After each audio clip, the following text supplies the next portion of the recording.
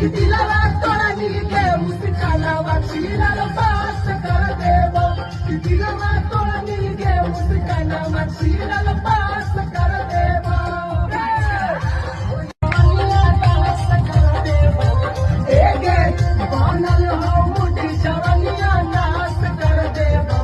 दिला तोड़ा नीचे उसका नावा चीरा पास कर देवो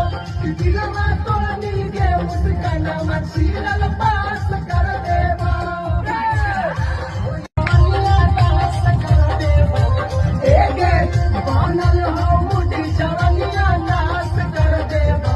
दिला